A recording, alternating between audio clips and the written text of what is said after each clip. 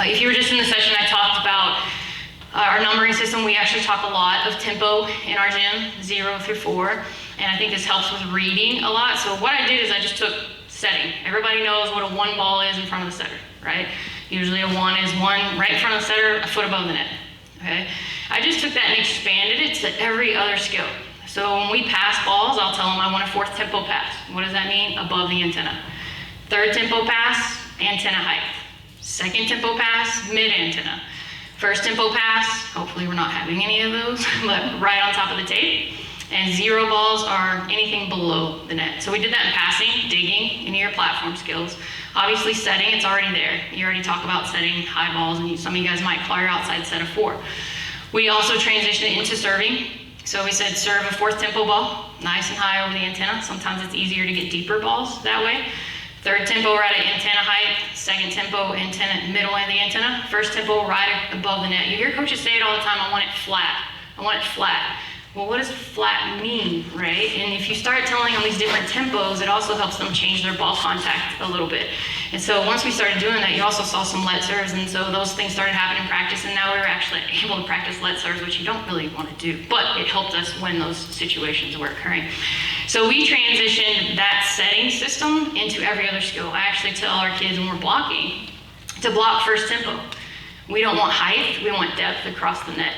And so we tell them as soon as your hands cross the net, we want 1st tempo blocking instead of 2nd or 3rd tempo blocking. We don't get 3rd tempo blocking in our gym because we're 5'8". But when I did get a chance to work with USA, you have to adjust your tempo again based on your level. You know, when working with USA, or I'm sure John can confess to this too, they jump a lot higher, so you might have to change that range a little bit to what you're doing. So that's one of the things that we did in our numbering system. I spread that out and just did different things.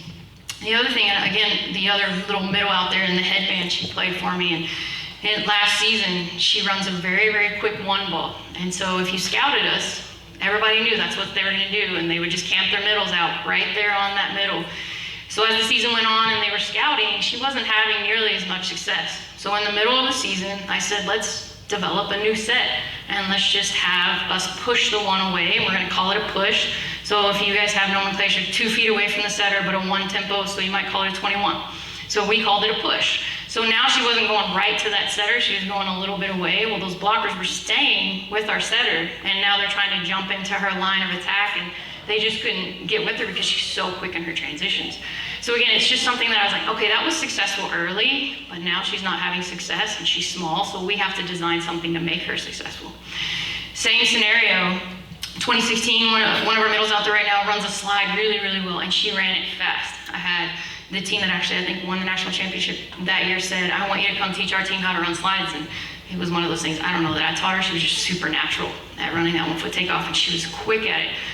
Well, the other shorter middle that I was talking about ran the 1s really well, she couldn't run that tempo set.